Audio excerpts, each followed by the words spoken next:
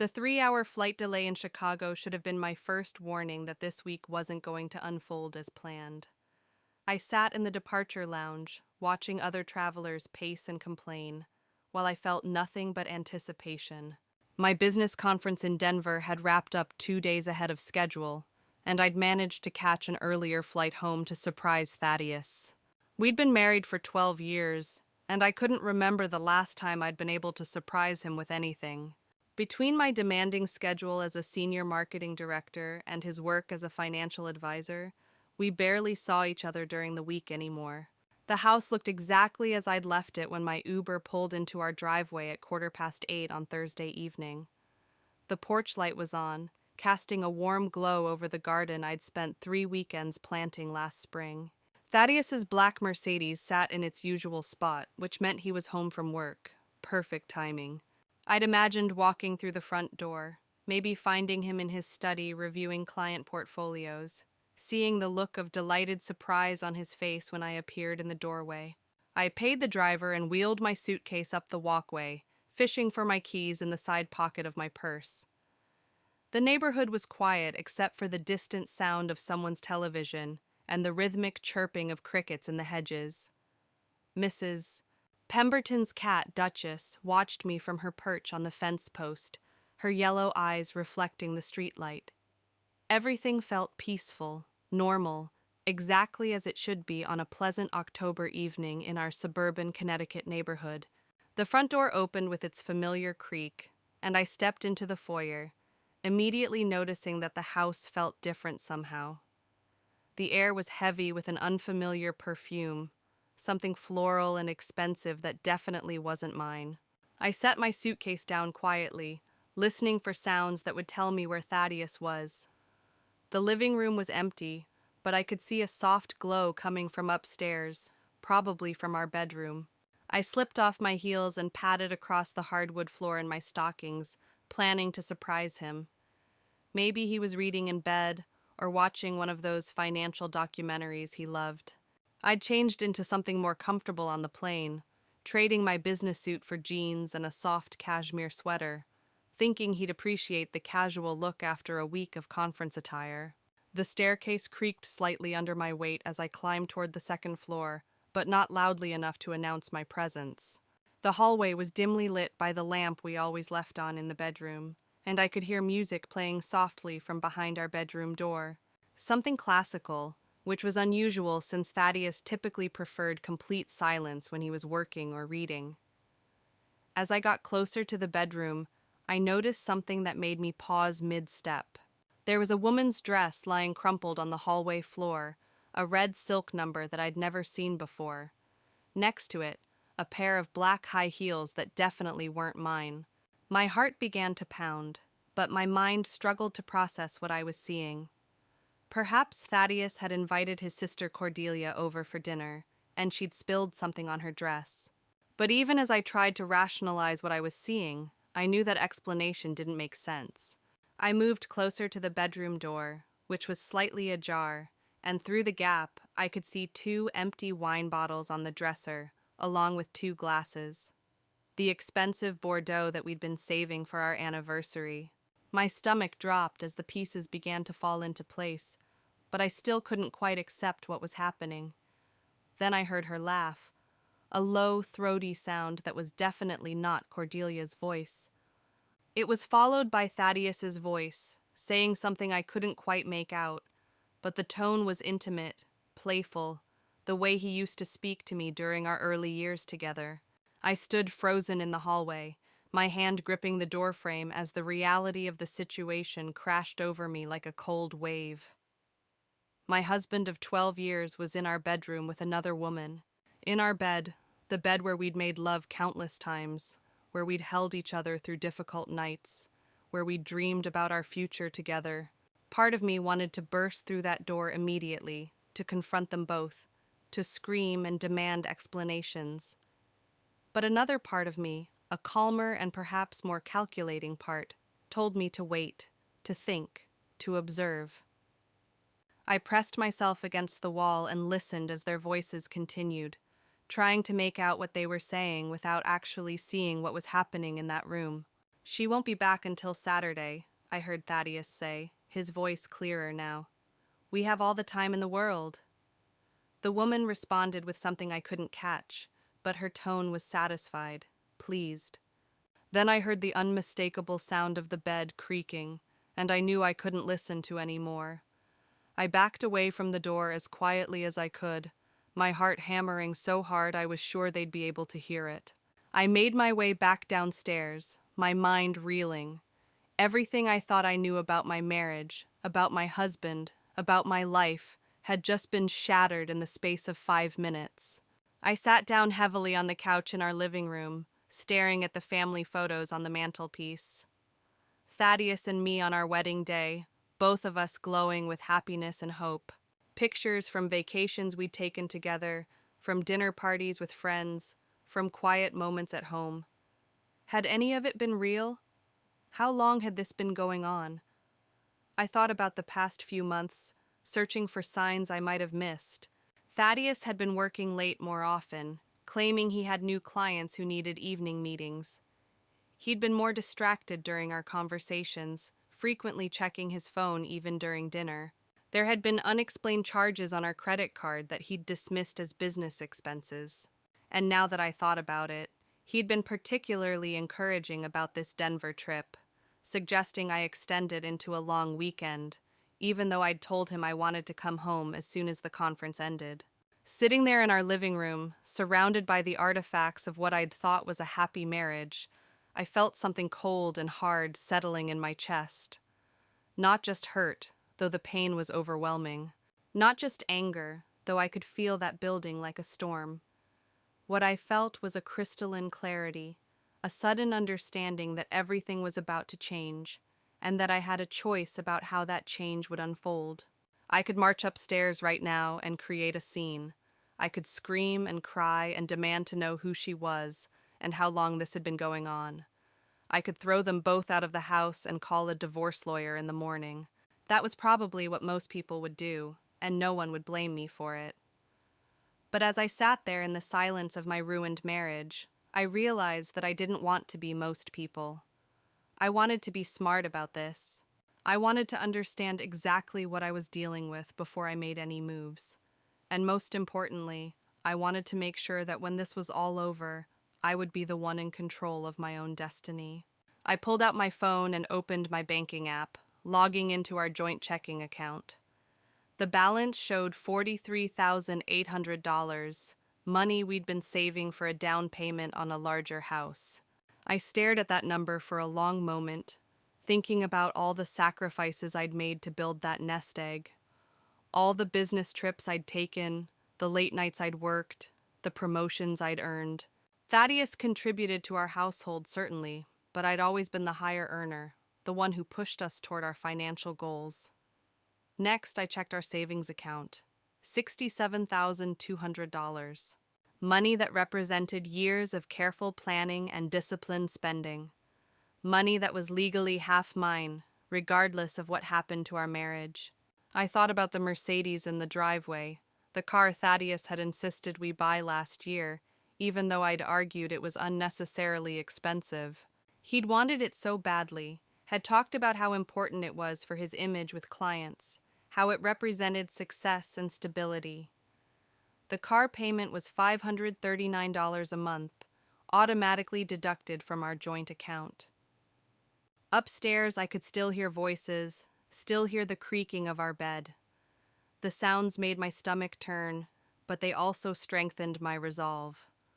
Whatever I was going to do, I needed to do it tonight, while I still had the element of surprise. I went to the kitchen and poured myself a glass of water, my hands surprisingly steady despite the emotional earthquake happening inside me. I needed to think clearly, to plan carefully. I had access to our joint accounts, which meant I could move that money if I wanted to. I had Thaddeus's car registration in my name as well as his, which meant I could sell it if I chose to. These weren't assets I'd be stealing. They were assets I'd helped build and had every legal right to control. But before I did anything irreversible, I needed to know more. I needed to understand who this woman was, how long this affair had been going on, and what Thaddeus's intentions were. Was this a one-time mistake, or had he been living a double life? Was he planning to leave me for her, or was I just the convenient wife he kept around while he pursued his real desires elsewhere? I walked quietly to the front hall closet where we kept important documents. Inside a file box, I found our insurance papers, bank statements, and the title to Thaddeus's Mercedes. I photographed everything with my phone, making sure I had copies of all the documentation I might need. Then I went to Thaddeus's home office and powered up his computer. He'd never been particularly careful about digital security, probably because he'd never imagined his wife would have reason to investigate him. His password was our wedding anniversary, and within minutes I was scrolling through his email history. What I found there made my blood run cold. The affair wasn't new. It had been going on for 7 months. Her name was Evangeline Crestworth, and she was a client he'd started advising last spring. Their relationship had begun professionally, but the emails showed a clear progression from business discussions to flirtation to explicit arrangements for secret meetings. They'd been together at least a dozen times, always when I was away on business trips or visiting my mother. But what made me feel physically sick was reading about how they talked about me. I wasn't a person to them. I was an obstacle, an inconvenience to be worked around. Thaddeus had told her details about our marriage that he'd never shared with me, complaints and criticisms that he'd apparently been harboring for years.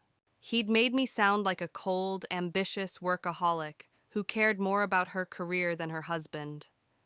Evangeline had been encouraging him to ask for a divorce, but Thaddeus had been reluctant, not because he loved me or wanted to save our marriage, but because he was worried about the financial implications. He'd written to her about how much I earned, about our joint assets, about how a divorce would cut into his comfortable lifestyle. He was planning to wait until after I got my next promotion, which was expected to come with a substantial raise, before he made his move. Reading those emails felt like being flayed alive. Not only was my husband cheating on me, but he was doing it in the most calculated, mercenary way possible. He was using me financially while planning his exit strategy, all while telling another woman intimate details about our life together. I printed out the most damaging emails and saved them to a flash drive. If this was going to end in divorce court, I wanted to make sure I had evidence of his infidelity and his financial motivations. Then I went back to the banking websites and began the process of moving our money. The joint checking account could be emptied with a simple transfer to my personal account. Legally, I had every right to do this, since my name was on the account. The savings account was slightly more complicated, but since I'd set it up originally and had the primary login credentials, I could move that money as well. Within 20 minutes, I'd transferred $111,000 into accounts that Thaddeus couldn't access. The Mercedes would be trickier.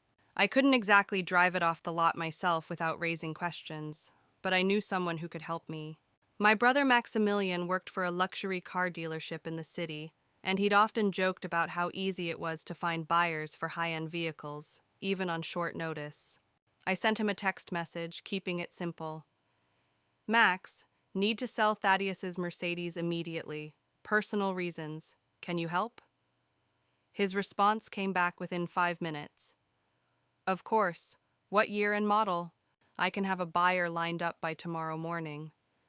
I sent him the details and the title information, along with a promise that I'd explain everything later.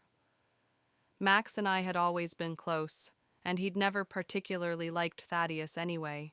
He'd told me once that he thought my husband was too smooth, too concerned with appearances, the kind of man who would prioritize his image over his integrity. While I waited for Max to get back to me with buyer information, I went upstairs to pack a bag. I couldn't stay in this house tonight, not with them in my bedroom, not with the sounds and smells of my husband's betrayal filling the air. But I moved carefully, quietly, not wanting to alert them to my presence. In our bedroom, I could hear them talking again, their voices low and intimate. I pressed my ear to the door, trying to catch what they were saying. She's so focused on work, she barely notices I exist anymore, Thaddeus was saying. Sometimes I think she'd be relieved if I just disappeared. You deserve so much better, Evangeline replied. Someone who appreciates you, who makes you a priority. I know. I just need to time this right. Once she gets that promotion, I'll have more leverage in the settlement. I pulled away from the door, feeling nauseated. He was talking about our marriage like a business transaction, calculating the optimal moment to cash out. Well, he'd made a serious miscalculation. He thought he was playing chess while I was playing checkers, but what he didn't realize was that I'd just flipped the entire board. I went to the guest bedroom and packed a bag with enough clothes and toiletries for several days. Then I went to the kitchen and wrote a note, which I left on the counter where Thaddeus would be sure to see it in the morning. Thaddeus, I wrote, I came home early from Denver to surprise you. Consider me surprised. I've taken what's mine. You'll understand what I mean when you check the accounts. Enjoy explaining this to Evangeline. Cordelia. I used her name deliberately, wanting him to know that I knew exactly who she was and how long this had been going on.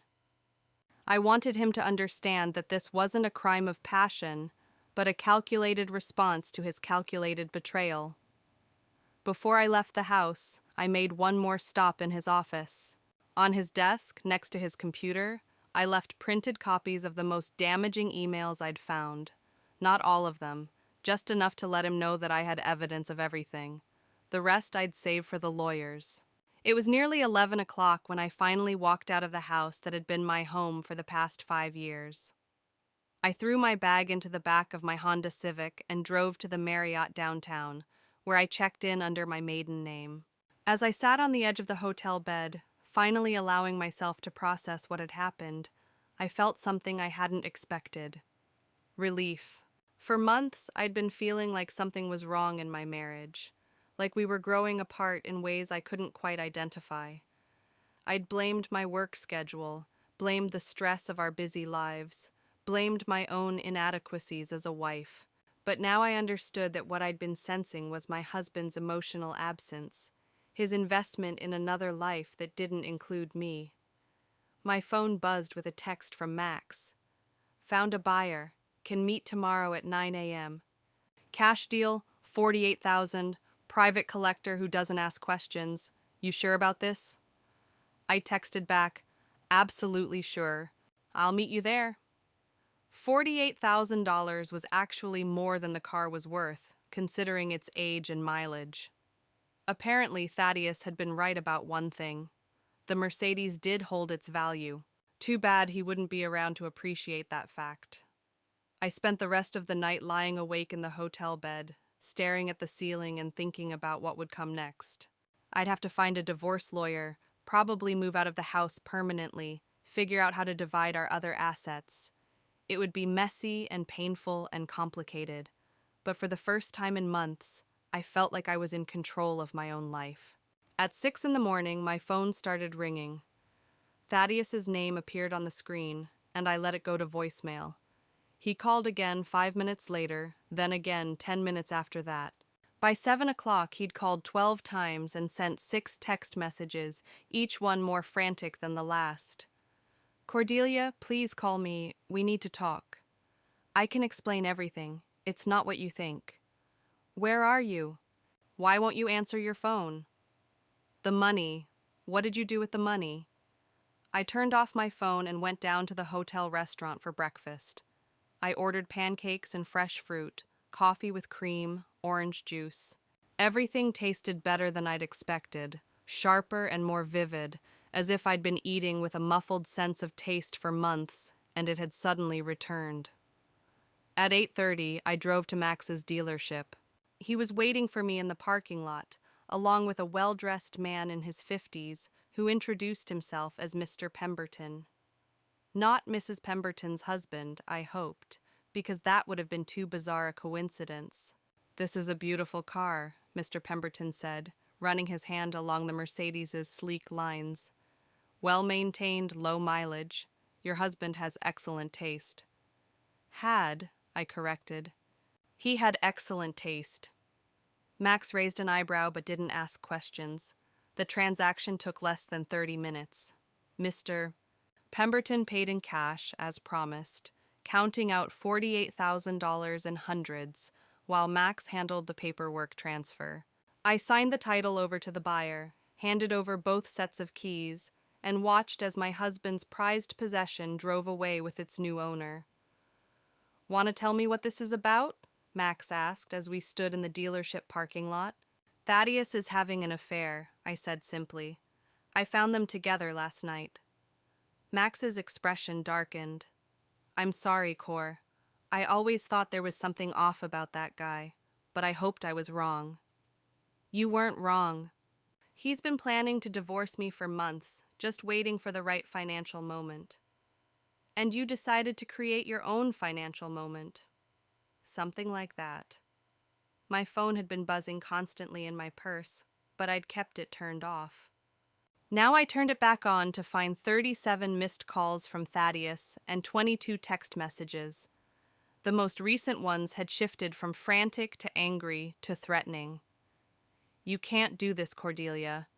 That money belongs to both of us. I know you're hurt, but stealing isn't the answer. If you don't return the money and the car, I'll have to call the police." I showed the messages to Max, who shook his head in disgust. "He's got some nerve. Cheats on you in your own bed, then threatens to call the cops when you protect your assets." "Let him call them," I said. "Everything I did was legal. My name is on all the accounts, and I co-owned the car. He doesn't have a leg to stand on." But even as I said it, I knew that the legal battle was just beginning. Thaddeus would hire a good lawyer, probably argue that I'd acted out of spite rather than legitimate financial concern. He'd try to paint me as the vindictive ex-wife who'd stolen marital assets out of revenge. The truth was more complicated than that. Yes, I was angry.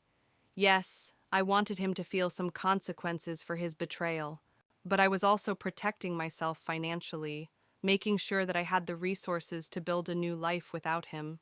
After reading those emails, after understanding how calculating he'd been about timing his exit from our marriage, I didn't trust him to be fair or honest in any settlement negotiations. I spent the rest of the morning meeting with Rachel Thornberry, a divorce attorney Max had recommended. Rachel was a woman in her early 40s with steel gray hair and intelligent eyes that seemed to take in everything. Her office was decorated with law books and abstract art, professional but not intimidating. "Tell me everything," she said, after I'd given her the basic outline of the situation. I started with finding the dress in the hallway and ended with selling the Mercedes that morning. I showed her the printed emails, the bank transfer records, and the bill of sale for the car. Rachel listened without interrupting, occasionally making notes on a legal pad. "Legally, you're in a strong position," she said when I'd finished. "You had every right to move money from joint accounts and sell jointly owned property." The emails establish a clear pattern of adultery and financial calculation on his part. His affair partner encouraged him to manipulate the timing of divorce proceedings for maximum financial advantage, which any judge will find distasteful.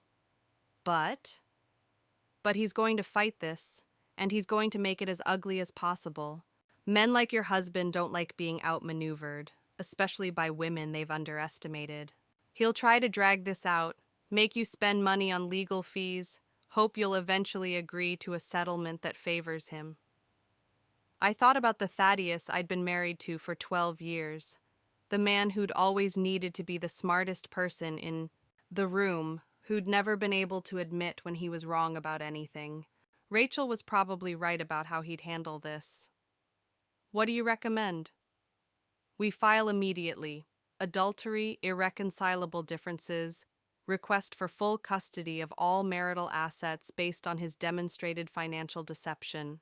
We use his own emails as evidence that he was planning to manipulate the divorce timeline for his financial benefit. We show that your actions were a reasonable response to protect yourself from further financial harm." "How long will this take?" 6 months to a year, depending on how cooperative he decides to be. But Cordelia, I need you to understand something. This is going to get ugly before it gets better. He's going to try to make you look vindictive and unstable. He'll probably claim you had mental health issues, that the affair was somehow justified by problems in your marriage. Are you prepared for that? I thought about the emails I'd read, about the way he and Evangeline had talked about me like I was a business obstacle rather than a person. I thought about the past 7 months of my life, how I'd been working to save a marriage that my husband had already abandoned. I'm prepared, I said. That afternoon, I moved my belongings out of the Marriott and into a furnished apartment I'd found online. It was small but comfortable, with a view of the river and enough space for me to think clearly while the legal proceedings unfolded. I'd told my boss that I was dealing with a family emergency and would need to work remotely for the next week, which bought me time to get my personal situation sorted out. As evening approached, I found myself thinking about Evangeline Crestworth. I'd seen her photo in Thaddeus's email attachments, a stunning brunette with perfect makeup and expensive jewelry. She was probably around my age, maybe slightly younger, the kind of woman who turned heads when she walked into a room. I wondered if she had any idea that her lover was primarily motivated by financial considerations rather than genuine emotion. I wondered if she cared. My phone rang at 7 o'clock. This time it wasn't Thaddeus. It was my mother.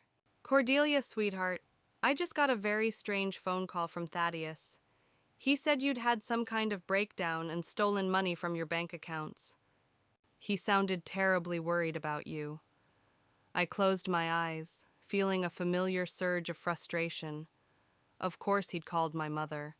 Thaddeus had always been charming with my parents, and they'd always liked him better than I'd thought they should.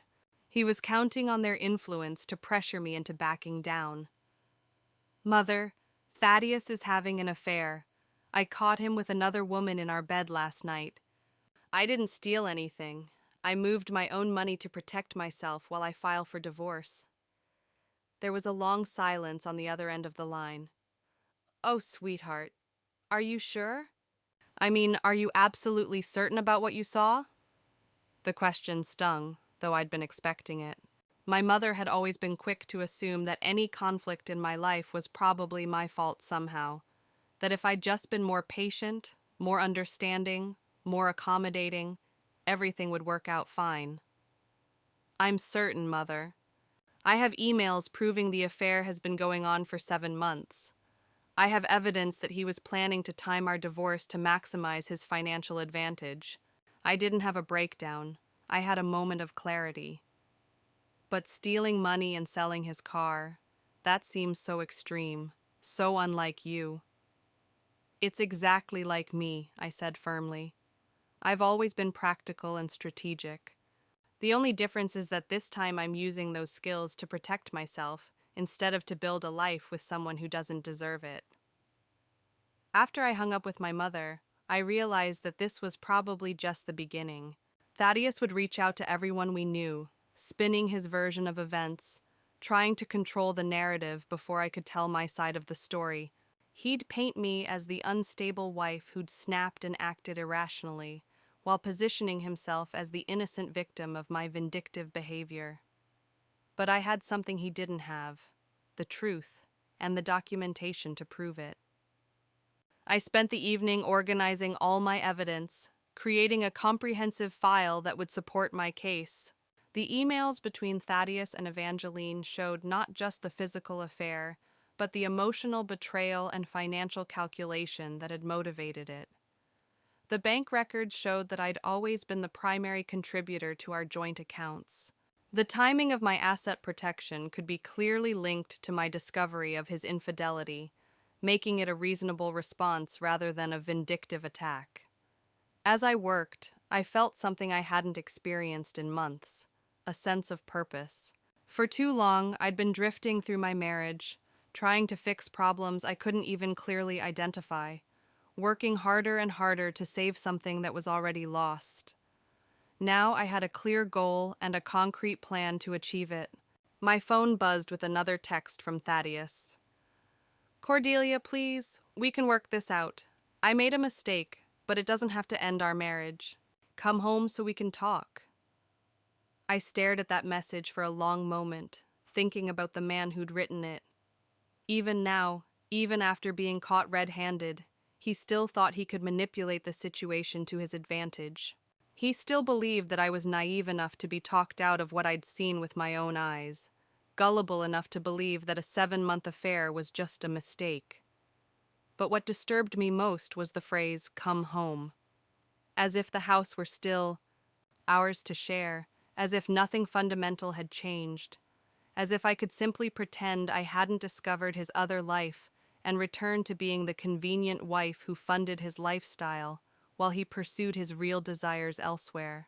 I turned off my phone and went to bed, falling asleep for the first time in months, without the weight of trying to save a marriage that had already been destroyed by the person who should have been fighting hardest to preserve it. The next morning brought a development I hadn't anticipated. I woke to find an email from an address I didn't recognize, evangeline.crestworth@gmail.com. The subject line read, "We need to talk." My first instinct was to delete it without reading, but curiosity got the better of me. I opened the message and found 3 short paragraphs that managed to be both apologetic and self-serving at the same time. Cordelia, I know you have every reason to hate me, and I don't expect forgiveness. But I think there are things you should know about your husband that might affect how you handle your divorce. Thaddeus isn't the man either of us thought he was. I've discovered some things about his finances and his other relationships that I think you deserve to know. If you're willing to meet, I'll share what I've learned. I understand if you never want to see me, but please consider it. Evangeline. I stared at the email for several minutes, trying to decide if this was some kind of trap. Was Evangeline working with Thaddeus to manipulate me somehow? Or had she genuinely discovered something that had changed her perspective on their relationship? The phrase "other relationships" particularly caught my attention. Was she suggesting that I wasn't the only woman Thaddeus had been deceiving? The thought made my stomach churn, but it also made a disturbing kind of sense. If he could maintain a 7-month affair while married to me, if he could compartmentalize his emotional life so completely, then perhaps Evangeline wasn't as special as she'd thought she was. I forwarded the email to Rachel Thornberry with a note asking for her legal opinion. She called me back within an hour. "Don't meet with her," Rachel said immediately. "At least not without me present. This could be an attempt to get you to say something that could be used against you later. Or it could be legitimate. But either way, any conversation you have with your husband's affair partner needs to be carefully managed." But what if she really does know something important? Then she can share it through official channels. If she has evidence of additional financial misconduct or other affairs, we can subpoena that information during discovery. You don't need to put yourself in the emotionally compromising position of sitting across from the woman who helped destroy your marriage. Rachel was probably right, but something about Evangeline's email nagged at me. The tone didn't sound like someone who was happily continuing an affair with a married man. It sounded like someone who'd had her own moment of unpleasant discovery. I spent the morning working from my temporary apartment, trying to focus on my regular job responsibilities, while my personal life imploded around me. I had 3 major client presentations due the following week, and I couldn't afford to let my professional performance slip just because my marriage was falling apart. If anything, I needed to be more focused than ever on my career, since it would be my sole source of income going forward. Around noon, my phone rang with a call from an unknown local number. I almost didn't answer, but something made me pick up. "Cordelia Morrison?" The voice was female, professional, unfamiliar. "Yes?" "This is Detective Sandra Whitmore with the Connecticut State Police. I'm calling about a complaint we received regarding the alleged theft of marital assets. We'd like to speak with you at your earliest convenience." My heart started pounding, but I kept my voice steady. "I'd be happy to speak with you, Detective. Should I bring my attorney?" "That's certainly your right, though this is just a preliminary conversation to understand the facts of the situation." I'll have my lawyer contact you to schedule a meeting. Thank you for calling. After I hung up, I immediately called Rachel. She listened to my summary of the conversation without comment, then sighed. He's really going to play this card, she said. Calling the police is a desperate move, but it's also a smart one from his perspective. Even if no charges are filed, which they won't be, it creates a public record that can be used to support his narrative that you acted vindictively and possibly illegally. Can they actually arrest me? No. You had legal access to those accounts and legal ownership of that car. But they'll interview you, they'll interview him, they'll file a report that says the matter was investigated. In family court, Thaddeus will point to that police report as evidence that your behavior was so extreme that law enforcement had to get involved. So what do? We cooperate fully, we provide documentation of everything you did and why you did it, and we make sure they understand that you were protecting yourself from further financial harm after discovering evidence of adultery and financial deception. I'll contact Detective Whitmore this afternoon. The rest of the day passed in a blur of phone calls and preparations. Rachel arranged for us to meet with the detective the following morning. I gathered all my documentation, the emails, the bank records, the timeline of events, into a comprehensive file that would demonstrate the reasonableness of my actions. That evening, I finally allowed myself to think seriously about Evangeline's email. Despite Rachel's advice, I found myself curious about what she claimed to know. If Thaddeus had been deceiving her as well as me, if there were other women or other financial irregularities, that information could be valuable for my divorce case. I drafted a response to her email, keeping it brief and non-committal. I'm willing to listen to what you have to say, but only with my attorney present. If you have information that's relevant to my divorce proceedings, we can arrange a formal meeting through our lawyers. I didn't send it immediately. Instead, I saved it as a draft and decided to sleep on the decision. Whatever Evangeline knew, whatever additional betrayals she might reveal, I wasn't sure I was emotionally ready to hear them. As I lay in bed that night in my temporary apartment, listening to the unfamiliar sounds of a new neighborhood, I thought about how much my life had changed in just 48 hours. 2 days ago, I'd been a married woman returning from a business trip, looking forward to surprising my husband with an early homecoming. Now I was a soon-to-be divorced woman facing police interviews and legal battles, sleeping in a rented apartment while my husband spun his version of events to anyone who would listen. But despite the uncertainty and stress, despite the betrayal and humiliation of what I'd discovered, I realized that I felt more like myself than I had in months. For too long, I'd been trying to be the wife Thaddeus wanted, working to save a marriage that he'd already abandoned, accommodating his needs while ignoring my own instincts. Now, for better or worse, I was back to being just Cordelia Morrison, making my own decisions and accepting the consequences. It was terrifying and liberating at the same time. My phone buzzed with another text from Thaddeus. The police told me they talked to you. This is getting out of hand, Cordelia. We can still fix this if you'll just be reasonable. I stared at that message, marveling at his continued ability to cast himself as the reasonable party in this situation. He'd been cheating on me for 7 months, planning to manipulate our divorce timeline for his financial benefit, and sharing intimate details about our marriage with his affair partner. But somehow, my decision to protect my financial interests made me the unreasonable one. I turned off my phone without responding. Tomorrow would bring new challenges, new revelations, new attempts by Thaddeus to control the narrative of our relationship's destruction. But tonight, I was done being reactive to his manipulations. Whatever came next, I would face it as the woman I'd always been underneath the compromises and accommodations of an unhappy marriage.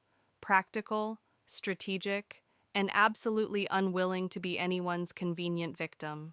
The meeting with Detective Whitmore the following morning proved to be exactly what Rachel had predicted, a formality designed to create an official record rather than a genuine criminal investigation. The detective was a professional woman in her 40s who seemed more interested in documenting the facts than in pursuing charges that clearly had no legal basis. "Mrs. Morrison," she said as Rachel and I sat across from her in the sterile interview room at the police station, "your husband has alleged that you stole approximately $111,000 from joint bank accounts and illegally sold his vehicle. Can you walk me through the events of Thursday evening?" I provided a calm, factual account of discovering the affair, finding the evidence of Thaddeus's long-term deception, and making the decision to protect my financial interests.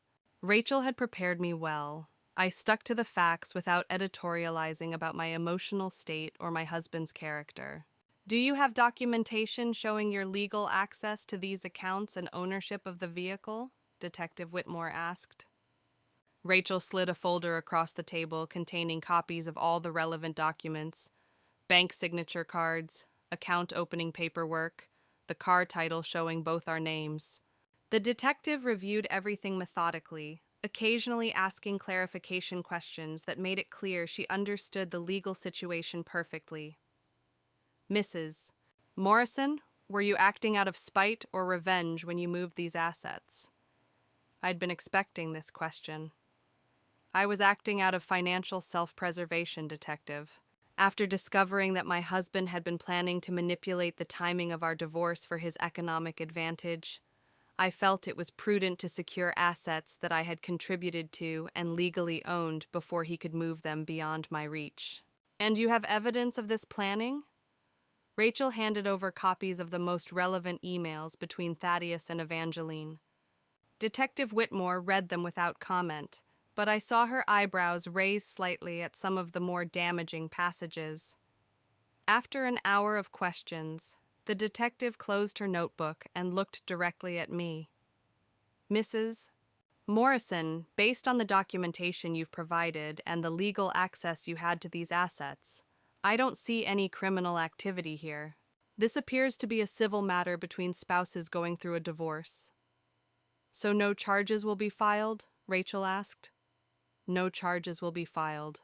I'll be documenting this conversation and providing a report to the district attorney's office, but my recommendation will be that this matter be handled through family court rather than criminal proceedings."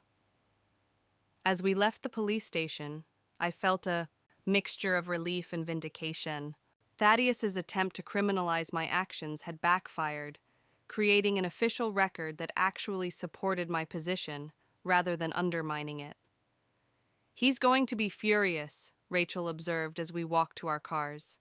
"He was counting on the police investigation to pressure you into backing down." "What happens now?" "Now we file our divorce petition and wait for his response. Based on what I've seen so far, I think he's going to try to drag this out as long as possible, hoping you'll get tired of the legal fees and agree to a settlement that favors him." That afternoon, I made a decision that went against Rachel's advice. I sent the email to Evangeline, agreeing to meet with her, but insisting that our attorneys be present. Whatever she knew about Thaddeus, I wanted to hear it through official channels that would protect both of us legally. Her response came back within hours. "Thank you for agreeing to meet. I think you'll find what I have to say very enlightening. My attorney is Harrison Blackwood. Can we arrange something for tomorrow afternoon?"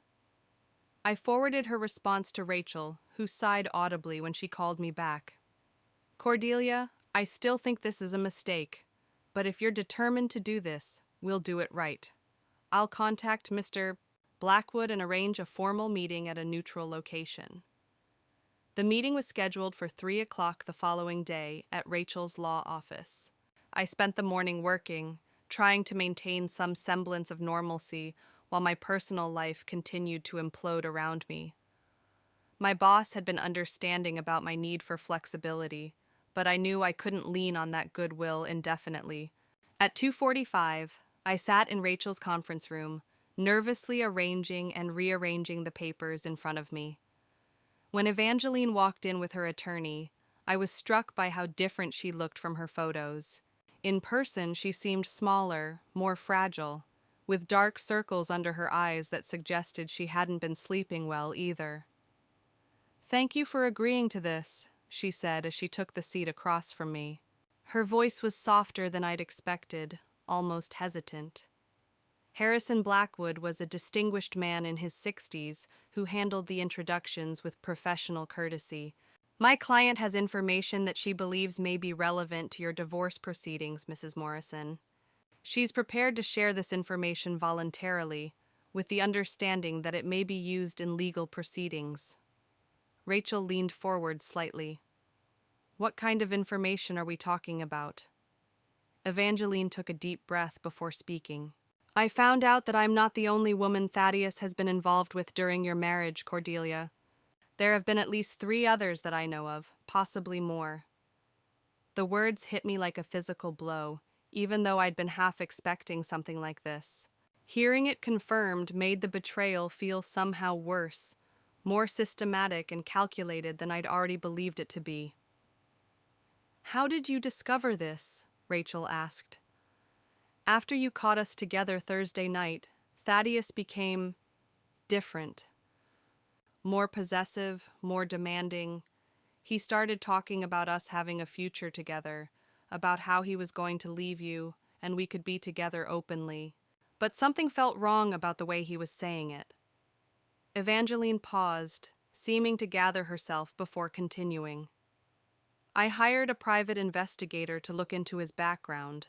I told myself I was just being cautious, but honestly, I was starting to feel like he was manipulating me the same way he'd apparently been manipulating you. What did the investigator find? I asked, though I wasn't sure I wanted to hear the answer. There was a woman named Patricia Winters about 2 years ago, lasted 4 months. Another named Sarah Chen last year. That one went on for 6 months. And there's a current relationship with someone named Jessica Pemberton that started about 3 months ago. My stomach dropped. Jessica Pemberton? Are you sure about that name? Yes, why? I thought about my neighbor, Mrs. Pemberton, about her cat Duchess who sat on the fence post. Jessica Pemberton is my neighbor's daughter. She's 24 years old. The room fell silent. Rachel was taking notes furiously, but I could see the disgust on her face. Harrison Blackwood cleared his throat uncomfortably. There's more, Evangeline continued. The private investigator found evidence that Thaddeus has been using company funds to pay for hotels, dinners, gifts for these women. He's been billing personal expenses to his business clients and hiding the paper trail. That's embezzlement, Rachel said immediately. If you have documentation of that, it changes everything about this case. Evangeline reached into her purse and pulled out a thick manila envelope. Copies of everything. Bank records, credit card statements, receipts, hotel registrations. My investigator was very thorough. I stared at the envelope, feeling a strange mixture of vindication and revulsion. My husband wasn't just a cheater. He was a serial cheater who'd been stealing from his clients to fund his extracurricular activities. The man I'd been married to for 12 years was essentially a stranger. Why are you giving this to me? I asked Evangeline. What do you get out of it? Her eyes filled with tears. Because I realized that I was just another woman he was using. When I found out about the others, when I understood the pattern, I knew that everything he'd told me about your marriage was probably a lie. He made you sound like this cold, career-obsessed woman who didn't appreciate him, but now I think he was just justifying his behavior by making you the villain. She wiped her eyes with a tissue. I don't expect forgiveness, Cordelia. I participated in destroying your marriage, and I'll have to live with that. But I won't be part of him destroying you financially on top of everything else he's done. The meeting lasted another hour as our attorneys worked out the details of how Evangeline's evidence would be provided to support my divorce case. She signed affidavits detailing what she'd discovered about Thaddeus's other affairs and his misuse of business funds. By the time we finished, I had enough documentation to destroy him both personally and professionally. As Evangeline prepared to leave, she turned back to me one final time. I know this doesn't fix anything, but I want you to know that you deserve so much better than what he gave you. Don't let him make you think any of this was your fault. After she left, Rachel and I sat in her conference room, surrounded by evidence of my husband's systematic betrayal. The scope of his deception was staggering, not just the emotional infidelity, but the financial crimes, the manipulation of multiple women, the careful construction of lies that had allowed him to maintain his double life. This changes our entire strategy, Rachel said. With evidence of embezzlement, we can argue that he's been hiding assets and committing financial fraud throughout your marriage. We can request a forensic accounting of all his business dealings. This isn't just about adultery anymore, it's about financial crime. What does that mean for the divorce? It means you're going to get everything, Cordelia. The house, his business assets, possibly spousal support. And if his clients find out he's been stealing from them, he'll be facing criminal charges that make your situation look like a parking ticket. That evening, I sat in my temporary apartment, staring at the documents that revealed the true extent of my husband's betrayal. I thought about Jessica Pemberton, barely out of college, probably being told the same lies that Evangeline had believed.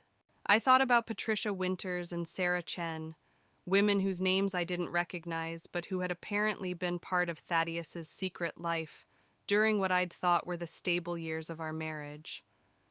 But mostly, I thought about myself, about the woman who'd been working late to build our financial future while her husband was using their money to wine and dine other women, about the wife who'd been worried about growing apart from her spouse while he was actively pursuing multiple relationships behind her back. The anger I felt was different now, cleaner, more focused. This wasn't about hurt feelings or wounded pride anymore. This was about justice. My phone buzzed with yet another text from Thaddeus. Cordelia, I heard you met with Evangeline today.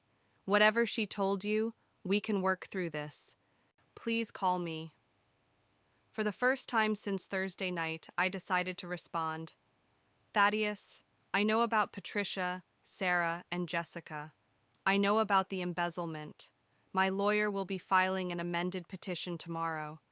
You might want to start thinking about criminal defense attorneys instead of divorce lawyers. His response came back immediately.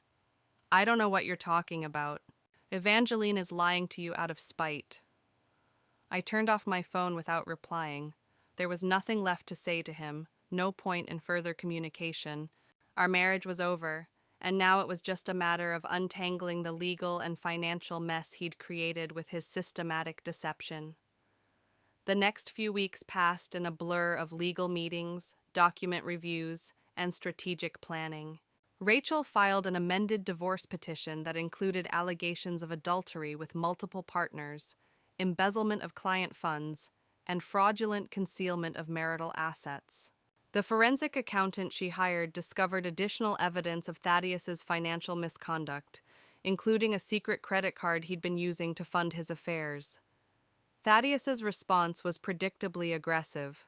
He hired an expensive lawyer who immediately began attacking my character, claiming that I was a vindictive wife who'd fabricated evidence out of spite. But their position became increasingly untenable as more evidence emerged. The private investigator's documentation was thorough and damning, supported by bank records and witness statements that couldn't be dismissed as fabrications. The breaking point came when Jessica Pemberton agreed to testify about her relationship with Thaddeus. Her mother, my neighbor Mrs. Pemberton, had figured out what was happening and convinced her daughter to cooperate with my legal team. Jessica's testimony revealed that Thaddeus had been telling her the same lies he'd told Evangeline, that I was cold and unloving, that our marriage was essentially over, that he was planning to leave me as soon as the timing was right. But what made Jessica's testimony particularly damaging was her revelation that Thaddeus had been using her to gather information about our household. He'd asked her to watch our comings and goings, to report when I was traveling for work, to essentially spy on me through her mother's friendship with us. The level of calculation and premeditation this revealed was staggering. 3 months after that Thursday night when I'd come home early from Denver, Thaddeus's lawyer called Rachel to discuss settlement terms. His position had collapsed completely under the weight of evidence, and he was now desperate to avoid criminal prosecution that would destroy his career and reputation. "They're offering you everything," Rachel told me after the call. "The house, his business assets, his retirement accounts, even spousal support for 5 years. In exchange, you agree not to provide evidence of his embezzlement to his professional licensing board or to his clients." I considered this offer carefully. Part of me wanted to see him face the full consequences of his actions, to watch his professional world crumble the same way he'd tried to destroy my personal life. But another part of me just wanted to be done with him, to extract myself from his toxic influence and move forward with my life. "What do you recommend?" "Take the deal," Rachel said without hesitation. "You'll be financially secure, you'll own your home outright, and you'll never have to see him again. Fighting for criminal prosecution would take years and cost you more in legal fees than it's worth. Sometimes the best revenge is living well." I agreed to the settlement terms with one addition of my own. Thaddeus would pay for my legal fees, which had already reached $37,000. His lawyer agreed immediately, probably relieved that I wasn't demanding criminal prosecution. The divorce was finalized on a cold Tuesday morning in February, 8 months after I'd discovered my husband's betrayal. I sat in the courthouse with Rachel, listening to the judge review the settlement terms and grant our petition. Thaddeus wasn't present. His lawyer had obtained permission for him to appear by telephone, which was probably for the best. I wasn't sure how I would have reacted to seeing him in person. When the judge signed the final decree, I felt something I hadn't expected: lightness.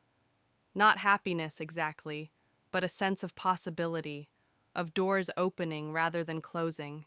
For the first time in years, my future was entirely my own to determine. That afternoon, I drove to the house that was now mine alone. Thaddeus had moved out the previous week, taking only his personal belongings, and leaving behind the furniture and household items we'd accumulated during our marriage. Walking through the rooms, I could see the spaces where his things had been: empty spots on bookshelves, gaps in closets, missing pictures from walls. But instead of feeling sad about these absences, I found myself imagining how I would fill them. I could redecorate without consulting anyone else's preferences. I could choose art that I loved, furniture that suited my taste, colors that made me happy. The house could become truly mine in a way it had never been during our marriage. I started in the bedroom, stripping the bed and replacing everything: sheets, comforter, pillows, even the mattress. I wanted no physical reminders of the space I'd shared with someone who'd been living a double life. The new bedding was white and crisp, hotel elegant, a fresh start in the most literal sense. Over the following weeks, I threw myself into making the house feel like home again. I painted the living room a warm sage green that Thaddeus had always vetoed. I bought plants for every room, filling the space with life and color. I rearranged the furniture to create conversation areas that reflected my preference for cozy intimacy over formal entertaining. The most significant change was converting Thaddeus's home office into a library. I'd always loved to read, but during our marriage I'd felt guilty about the time I spent with books, as if it were somehow antisocial or selfish. Now I lined the walls with built-in bookshelves and created a reading nook by the window, complete with a comfortable armchair and good lighting. It became my favorite room in the house, a space that was entirely mine and reflected my truest interests.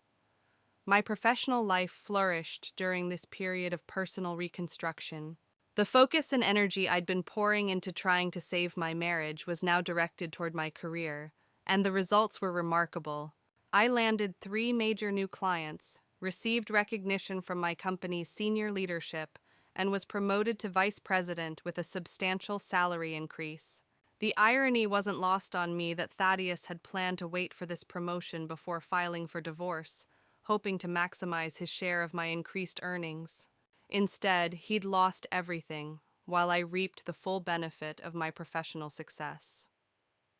6 months after the divorce was finalized, I received an unexpected email from Evangeline. The subject line read, "Thank you," and the message was brief but heartfelt. Cordelia, I wanted you to know that I've been in therapy since our meeting, working through my own issues with relationships and boundaries. I realize now that I was as much a victim of Thaddeus's manipulation as you were, though that doesn't excuse my participation in hurting you. I hope you're finding happiness in your new life. You deserve all the best things. Evangeline. I appreciated her reaching out, and I found that I no longer felt angry toward her. She'd been manipulated by the same man who'd deceived me, told the same lies, made the same false promises. In some ways, she'd helped save me from years more of his deception by providing the evidence that ended our marriage decisively. I wrote back a brief but kind response. Thank you for your note, Evangeline. I'm glad you're taking care of yourself. We were both deceived by someone who proved very skilled at manipulation. I wish you well. A year after my divorce was finalized, I was living a life I could never have imagined when I was married to Thaddeus. I'd started dating again, cautiously, but with genuine hope. I'd reconnected with friends I'd lost touch with during my marriage, people who welcomed me back warmly and admitted they'd never particularly liked my ex-husband anyway. I'd also started volunteering with a local organization that provided legal support to women going through difficult divorces. My experience with documenting financial misconduct and protecting assets had given me skills that proved valuable to other women facing similar situations. There was something deeply satisfying about helping others navigate the legal and emotional challenges I'd faced myself. The house had become everything I'd hoped it would be. A reflection of my personality and interests, a sanctuary where I could be completely myself. I hosted dinner parties for friends, book club meetings in my library, quiet evenings where I could read and listen to music without compromise or negotiation. Sometimes I thought about the woman I'd been during my marriage, always accommodating, always trying to be the wife Thaddeus wanted, rather than the person I actually was. I felt compassion for her, but also gratitude that she'd found the strength to protect herself when it mattered most. The Mercedes money had been invested wisely and was growing steadily. The house was mine, free and clear. My career was thriving, my social life was rich and fulfilling, and my future felt full of possibility rather than constrained by someone else's limitations and deceptions. On the second anniversary of that Thursday night when I'd come home early from Denver, I threw a party. Not a celebration of my divorce exactly, but a celebration of my independence, my resilience, my ability to rebuild after devastation. I invited everyone who'd supported me through the difficult months. Rachel and Max, my neighbors the Pembertons, colleagues who'd become real friends, and the wonderful man I'd been dating for 6 months, who made me laugh every day and treated me with the respect I'd forgotten I deserved. As I looked around my living room that evening, filled with people who genuinely cared about me, I realized that Thaddeus had actually done me a favor. His betrayal had forced me to confront the compromises I'd been making, the ways I'd been diminishing myself to maintain a marriage that was built on his deception rather than our mutual love and respect. I'd lost a husband, but I'd found myself. I'd lost the illusion of a happy marriage, but I'd gained the reality of a life that was authentically mine. The trade had been worth it, even though I'd never have chosen to learn the lesson in such a painful way. My phone buzzed with a text from the man I was dating, thanking me for a lovely evening and telling me how proud he was of the life I'd built. I smiled as I read it, remembering how different this felt from the careful negotiations and hidden resentments that had characterized my communication with Thaddeus. I never heard from my ex-husband again after the divorce was finalized. I'd heard through mutual acquaintances that he'd left town, probably to start over somewhere his reputation hadn't been destroyed by his own actions. I hoped he'd learned something from the consequences of his choices, but I didn't spend much time thinking about it. My story had become about moving forward, not looking back, about building rather than destroying, about choosing authenticity over convenience, self-respect over false peace. That Thursday night 2 years ago, I'd walked into my house expecting to surprise my husband with an early return from a business trip. Instead, I'd discovered a betrayal so complete that it had destroyed everything I thought I knew about my marriage. But from that destruction had come the opportunity to build something better, a life that was entirely my own, relationships based on honesty rather than deception, and a future limited only by my own choices rather than someone else's hidden agenda. The dress on the hallway floor had been the beginning of the end of my marriage, but it had also been the beginning of everything that came after, everything that was real and honest and mine.